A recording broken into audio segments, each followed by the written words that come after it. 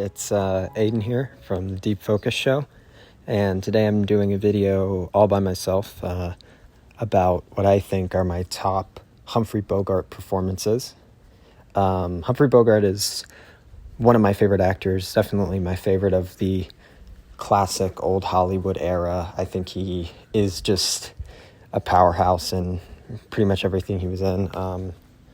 So yeah, I have 4 picks that I think are really good displays of his talent and also just really great movies.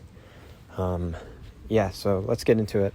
My number 4 for a great Humphrey Bogart performance is the 1946 film noir The Big Sleep, directed by Howard Hawks. In this, he plays a private detective, Philip Marlowe, who is tasked by a wealthy businessman with investigating his daughter's involvement in gambling and other criminal activities. But I don't think I could tell you much more because I've watched this movie twice and I still really don't think I could describe the plot to you.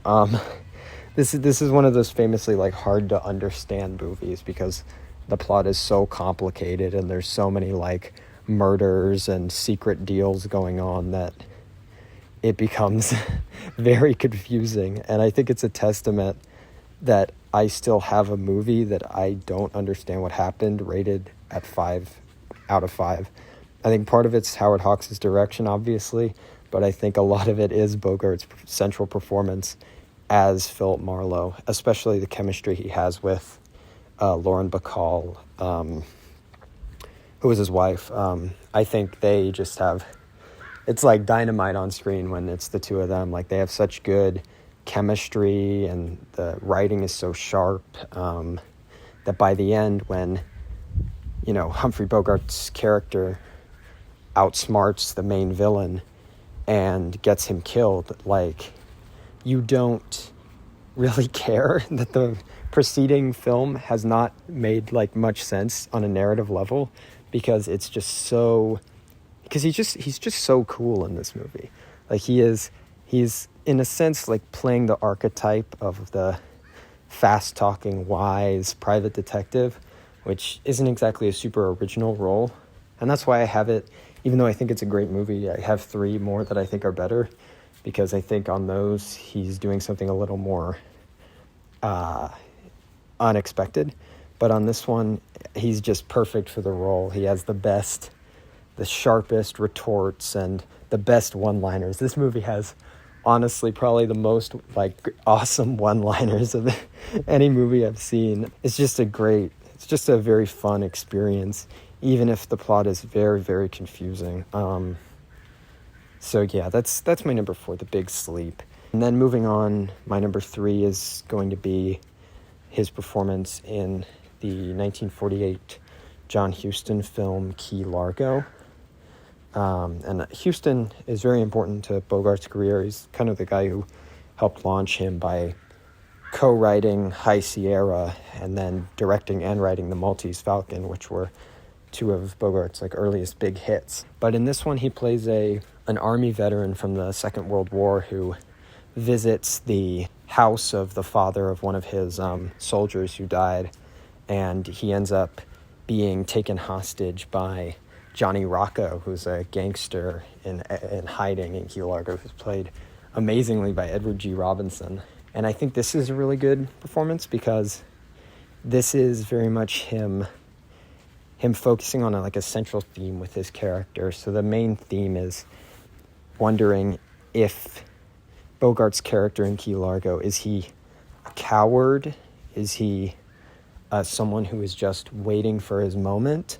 Because there's a very good scene where he has the opportunity to kill Johnny Rocco. Johnny Rocco gives him a gun and tells him, okay, you can kill me, but I'll have one of my people just kill you right after. So it depends. How much do you want me dead, basically? And he doesn't do it. And then you find out later the gun wasn't loaded at all.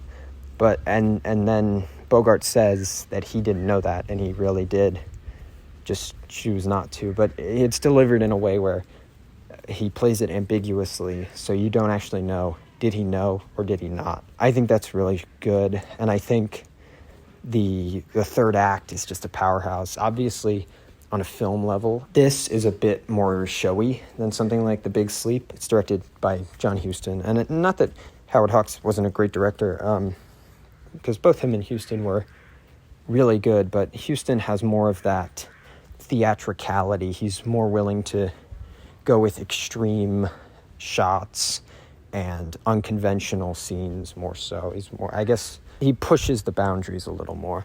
And that definitely comes through in this film. It's essentially, a lot of the film is one location, as Bogart and Lauren Bacall is also in this film, but she has a smaller role than in The Big Sleep. But yeah, a lot of it is based on the location and the tenseness and the kind of intrigue, and then it leads to a very good third act that I think is just very engaging and very great to watch. So yeah, moving on to my top two.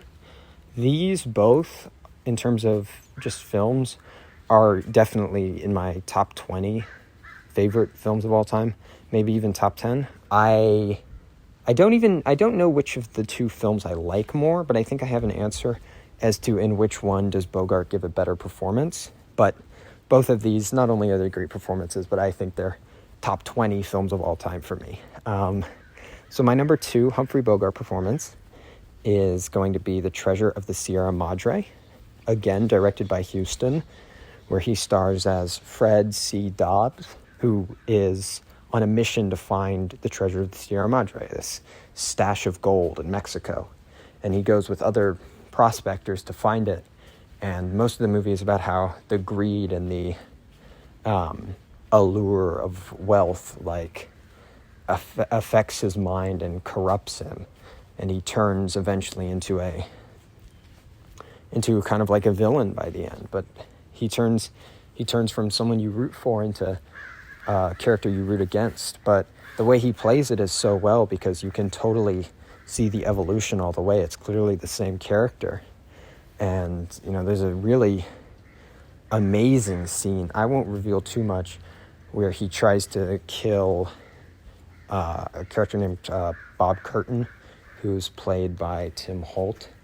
And it's just really great. And then at the ending, when he's accosted by the bandits, that's an amazing scene, because you see that him being kind of a more villainous character is just because he had power.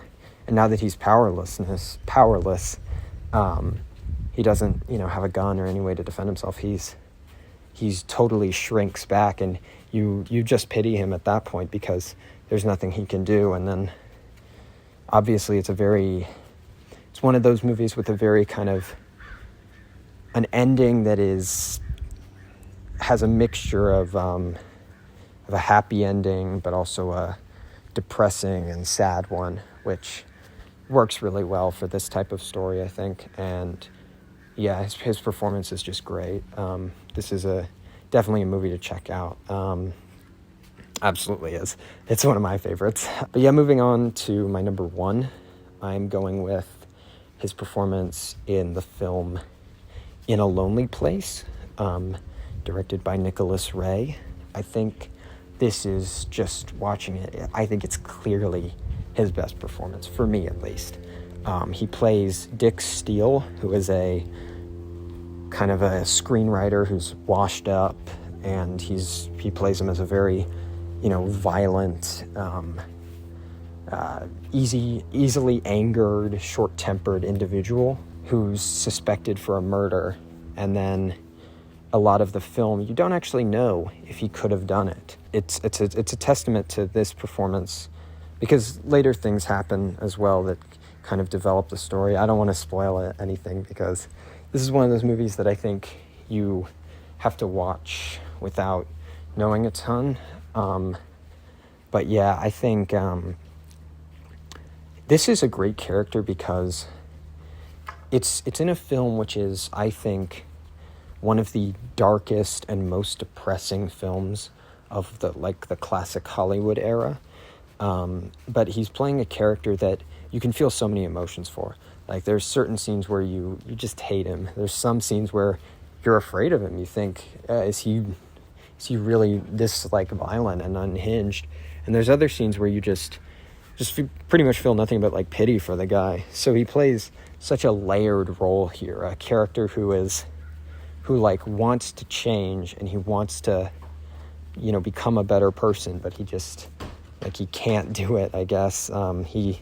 He's just too troubled. And I guess, you know, there's people like that in the real world where they want to become better people, but there's something about them that they can't grow out of.